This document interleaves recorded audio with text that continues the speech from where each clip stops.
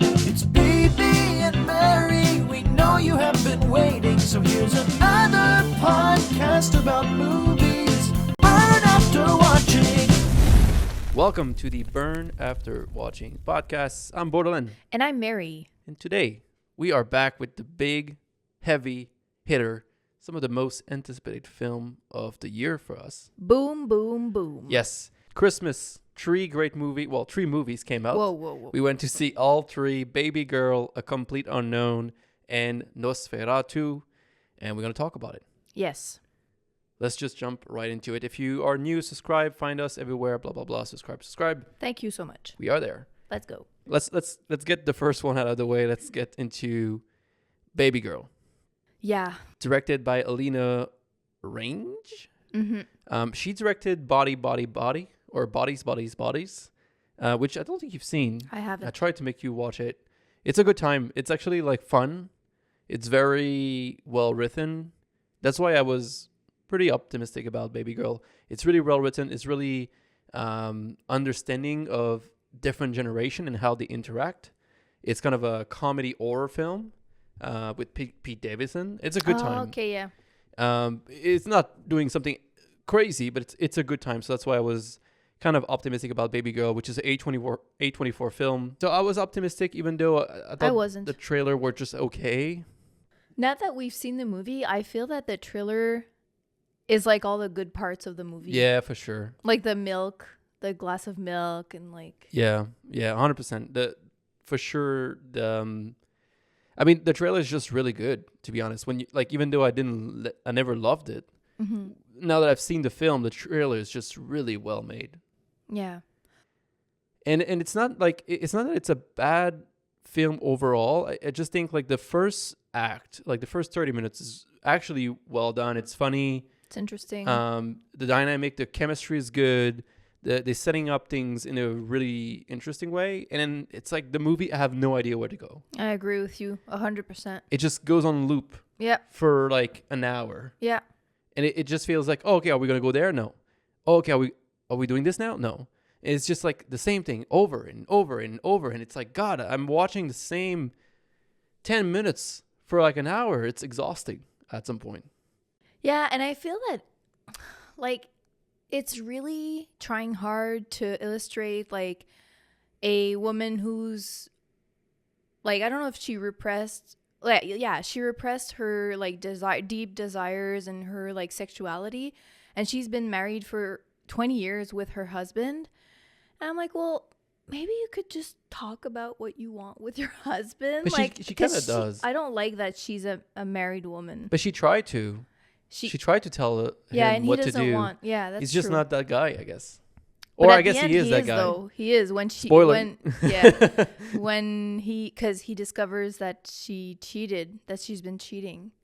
I don't know, like the first 30 minute, I agree with you, was interesting, but then it just gets repetitive, very repetitive, and then the ending is very meh, very anticlimactic, Climatic. There's no climax, which is funny for a movie about sex. It's just it tried to hit some emotional punches. It doesn't really work that well. It was very long. It felt long. I mean, it's not that long of a film, but I think it's just it suffers from being kind of like you had a good idea, but you didn't write a good script. Basically, bad execution. Good idea, bad execution. To me, it felt a little bit kitsch. I didn't feel that. I don't know. I really enjoyed Nicole Kidman's performance and Harry Dickinson.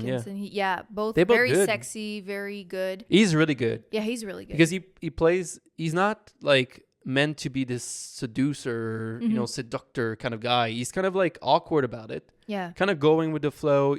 Like I haven't seen 50 Shades of Grey. I have. But I think it's a little bit more like the guy is in control. That's what he wants.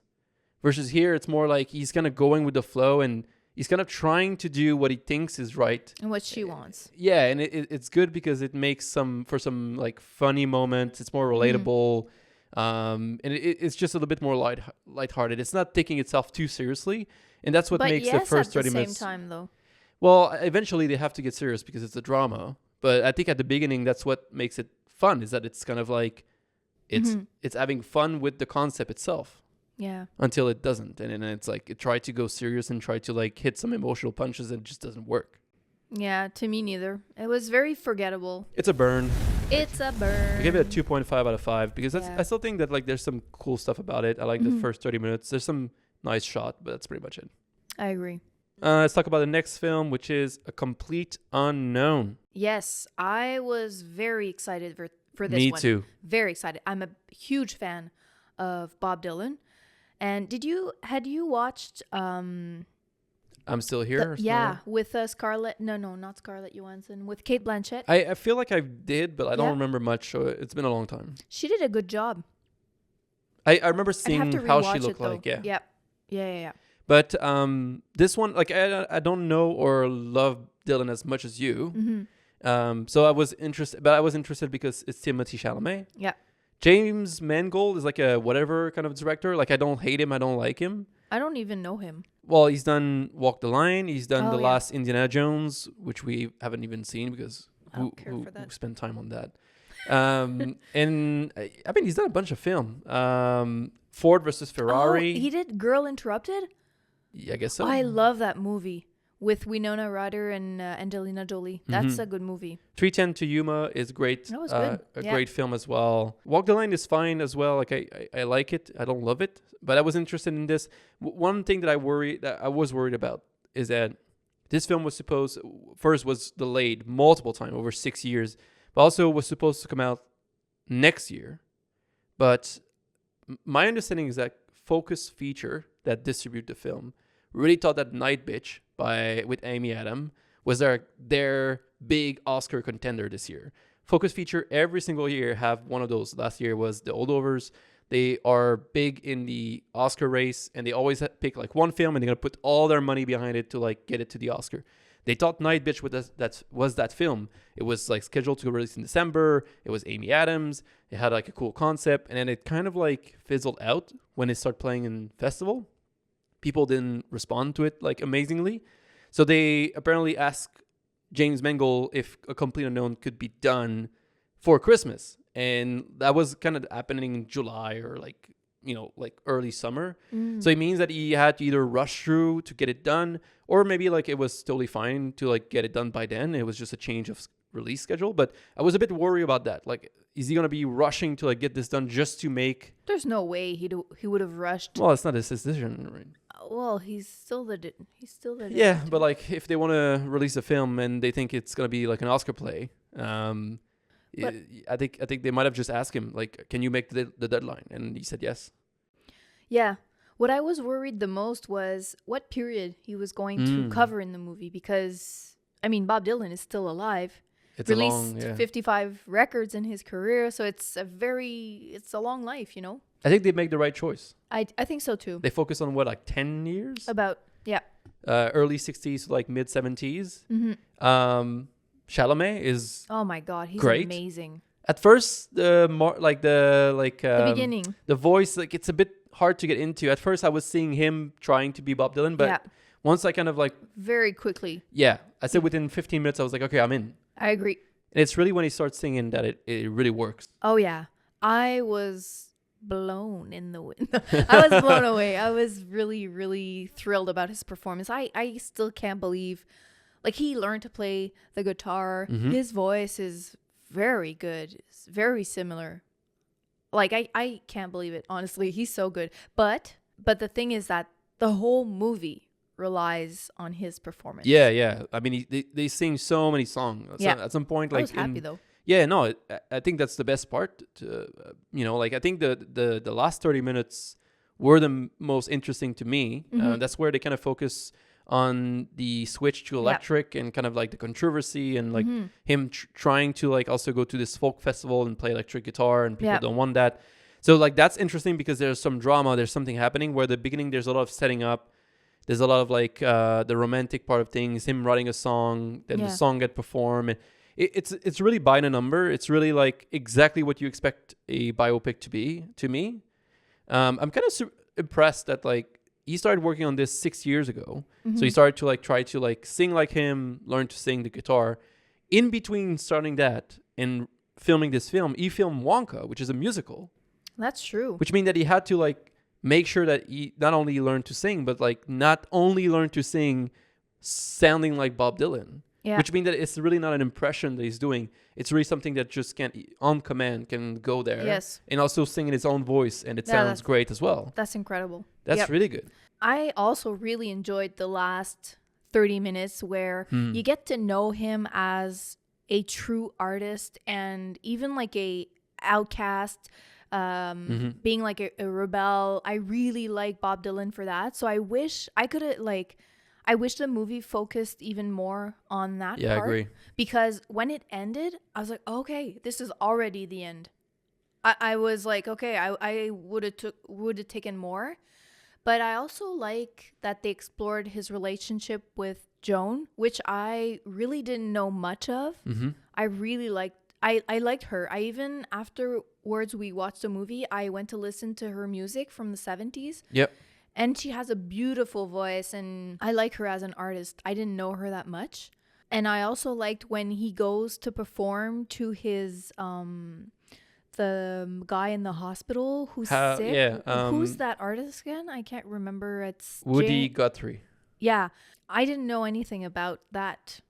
Him being his like Inspiration. Yeah. That's why he went to New York, at least in Yeah. the first place, it seems like. Yeah, I didn't know that. Edward Norton plays also. He's really good. He's really good in this, and he plays Pete Seeger, Yeah.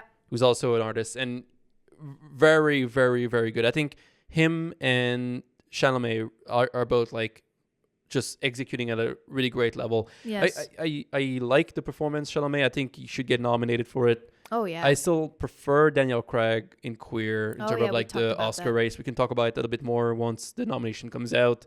But I think it's something that needs to be celebrated. Like really good performance. The film is a bit long. It's almost 2 hours and a half, or like 2:20. Yep. And to me, like the last 30-45 minutes when he's going electric, if they did a more balanced. 2 hours just on those years and just go a bit deeper into like what it meant to be such a rebel and going electric back then, because it's very surface level, almost like understanding, like we understand that it's not something that people appreciate, and we understand like all the courage it took for him to do that, but it's not super well explored. It's more just almost like, you know, the how tip of the iceberg. yeah, it's almost like how a wiki article would like break down like here's the things that have happened, that to give you the context, but not necessarily like dig deep into the character. Yeah, but I think though the part, you know, the core of the movie, which they focus on, is really him being a writer, a poet. He writes all his musics, and how he gets to a song, like, you know, just like you hear him sing a little bit, take his guitar. You see in the movie that he hardly sleeps. He's wakes up in the middle of the night, lights up a cigarette. So I like that. He's a true. I think they captured well. I would really want to hear what Bob Dylan thinks of. I think he did mention, Yeah? he did talk about it recently, Oh yeah. but I didn't read what he said, but Oh cool. I'd like he to did know. comment on the film. Okay. Maybe he said just that he didn't see it, haven't seen it yet. Yeah. But see, like when we saw another musical, like another biopic about an artist called Aznavour, which is a French artist, and to me, like even though he's also very much a writer first and then a singer second, you can really, watching the film, understand why he wrote certain song, and like really how important or like how much of him was in his music. Where here, like to me, like yes, you have a little bit of that, but you understand, like it feels like it's a lot more surface level than a movie like Aznavour that really kind of break down like this is why this song exists, and But like I it put it think- in context. I agree, but kind of disagree, because I think Charles Aznavour was somebody easier to size up, because a lot of his songs were about women he had in his life, and it was very obvious and very clear that the songs I were don't written know. for them. I think. There's But- like a song about like all like the queer community, like in the 60s, like about Yeah. the war, about like Maybe it's because he told the story about, because I feel that maybe Bob Dylan didn't really we don't have that Yeah. information about him. It's funny because he's alive I and know, but Aznavour he's- isn't. I know, but I mean, obviously, Bob Dylan is has always been more like of a secret artist. Yeah, he's a bit more of a. We don't know a lot about him, so the No. film doesn't have everything it might want, But but it does feel like maybe there are songs though that we clearly know. You know, when he wrote the song for Reuben Hurricane Carter, But it's not in the boxer. It's not in the film. I know they didn't play it, but I mean, But that's what I mean. Yeah, I know, but I'm just talking about Bob Dylan at large. Like times they are changing. We But know, like, I'm but I saying, know like, what you're saying. I'm just The movie doesn't do a good job. Yes, if you go and like read online and kind of like yeah do the for research someone yourself. who doesn't know anything about like Bob Dylan or whatever. Yeah, but I think that's to me, like a biopic is meant to like teach or like let me learn about someone. But I Right, think like, we that's know just a tiny bit of him. So, Yeah, I still think like but for I me, don't disagree with you. it's not as good as it could be because one, I think it's a bit too long. Yeah, Two, I think they're not going deep enough. Maybe they don't even focus on that many years, but like I think they could have focused on even less years and like really go deeper into like understanding what was happening. yeah, And I think that like really it's about the performance, the fact that the performance are both in song and the acting itself is exceptional. And really that's it. Like the film looked great. The music sounds good. Like technically it's a good film. I think rewatching this eventually I would get it's like, okay, like the music is nice. yeah, But watching it as a film, eventually I would get like, all right, like skip some scene, like let's get to the end or something, right? Like oh yeah, okay. there's not enough. It's not getting deep enough for me. Yeah, I must say the styling, all Really his cool. Outfits. When he starts wearing the black glasses, I have a pair at home. I was like, I'm wearing those all the time.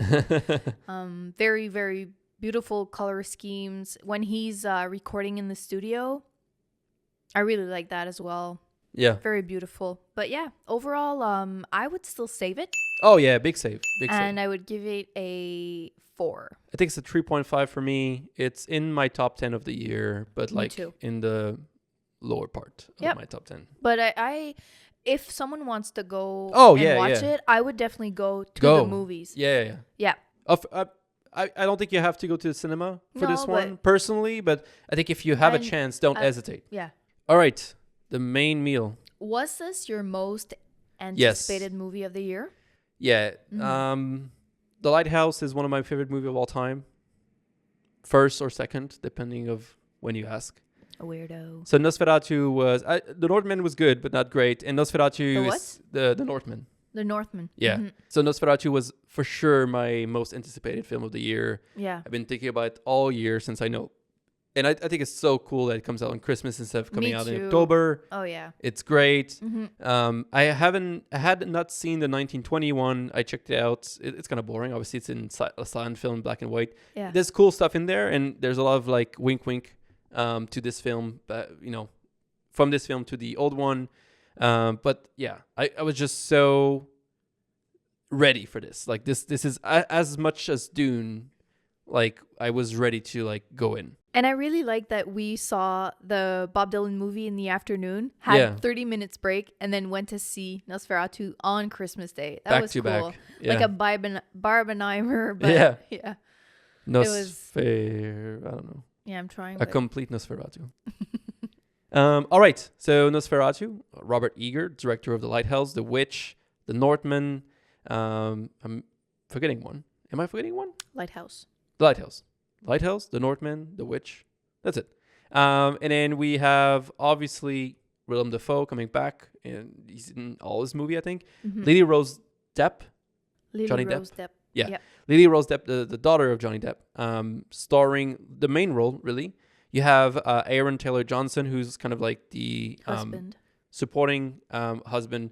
And then you have Bill, supporting husband. Supporting husband. Bill Skarsgård, who played the clown in Hit, playing also Nosferatu himself, the German Scandinavian vampire. Yes. It is set in the 1600? No, more than that. 1200? I don't know anymore. I don't know. Whole times. Very Anyway. old. Yeah. Oh man, can we talk about how stunning it looks? Oh yeah. I even told you at a certain point, I was like, I felt like it was a black and white movie. And I'm sure like it was on purpose to kind of like be an homage to the black and white, like the original. That's super bleak, black and white with just a tint of blue. Yeah. Like moonlight kind of like shining. Yes. It's really cool. Oh man, what he did with that, the light, the little snow, when he's in the forest the first time and so there's like cool. light over his head, snowing a little bit, and then how do you say carrosse in English? Carriage. Comes to pick him up. Man, I would never go in that. But I mean, it's a classic story. Lily-Rose Depp is amazing. I think she's my favorite part of the film. She physically, emotionally, and like everything, psychologically, she's giving everything. Oh yeah. Her role is very physical, Yes. which is crazy. Yeah, she talked about it. Yeah, she's doing all those like odd movement with her body. She has to be scared. She has to be like possessed. She has to be like so many, and she's the core of the film. Yes. So one of the big things is that the previous film were a lot more focused on her husband going to meet Nosferatu, even though the story still evolve around the character of Lily-Rose Depp in other iteration. This one is really focused on her. Yeah. There's this whole thing about like potentially like mental health or like just illness that she might have that is causing her to like feel unwell, see some visions. Repressed desire. And just the intro of this film. Yeah. Insane. Yes. The title drop when the Nosferatu shows up, it's so Oh my god. it's So the, powerful. The film like just grab you Yeah, I and agree. just does not let go. Even I have to say, like all her dresses, all the costumes. Beautiful. Oh my Gorgeous. god. I still am looking on Instagram, like her dresses are absolutely stunning. The hair, the hat, everything. Yeah, the decor, everything works so well. The music was really good. I think one thing that I really appreciate is also all the transition in the way the camera moves. Oh, I agree. There's a lot of like interesting things.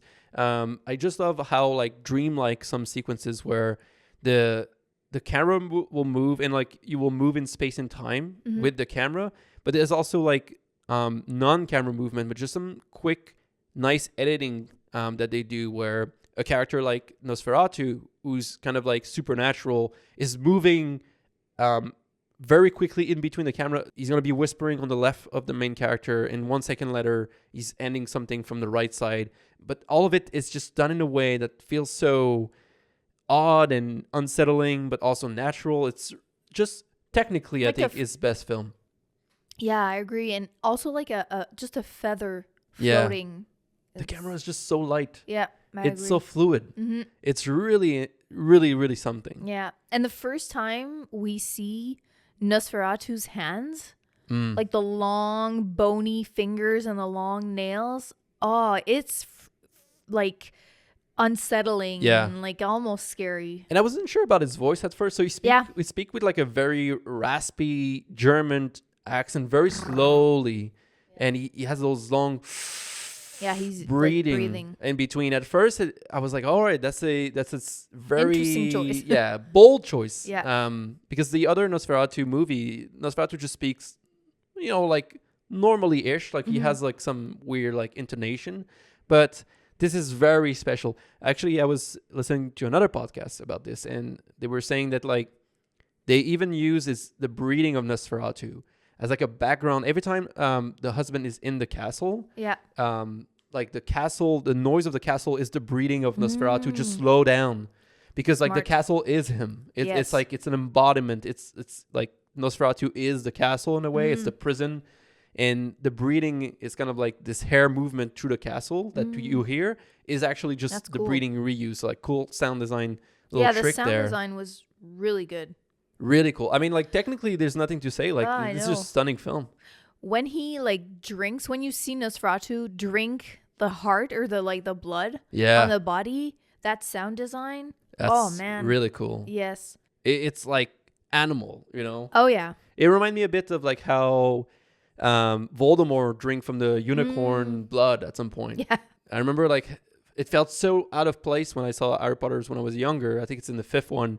It felt too real, and it's like really scary. I agree. And there's like a suction, and I like that they went back to the more like realistic kind of like the whole like biting in the neck is not really a thing that are in the original stories. Yeah. Like biting straight into the torso is heart. kind of like what make the most sense. It's just it was not really convenient for cinema to show, the bite mark on the chest. Yeah. So that's a cool kind of like also like homage like the original material here. Mm-hmm. To me, like the only thing that like I was telling you about. Yeah, Willem Dafoe. Willem Dafoe for me, really good. It feels like it's falling into this, and it could be me because we've seen him a lot lately. Like the last 3 years, he's in a lot of movies. I felt like his delivery was a bit comical, yeah, humorous. It could be that I've seen him do this kind of character. It's very portraying to me. Mm-hmm. The way they talk, he's supposed to be a lot more somber, but he's kind of this quirky character still. And I've seen him too many times recently do this quirky character. Yeah, that. It was clashing a bit. The style and the vibe was clashing a bit. I didn't expect a character to be so kind of quirky in that kind of film. Yeah, I think maybe it's because he's the only one doing that kind of funny, quirky to maybe like just brighten it up a little bit. But I kind of agree with you. I just adore feel like him, it should but just go like the title is like the subtitle is Succumb to the Darkness. Just go all. And I also feel like his scene were the scene that like everything was 2 minutes too long when he was on screen.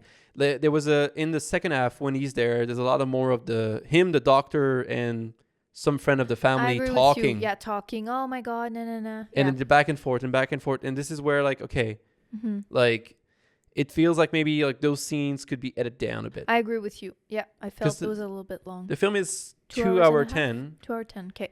But I think it could be an hour 50. Yeah.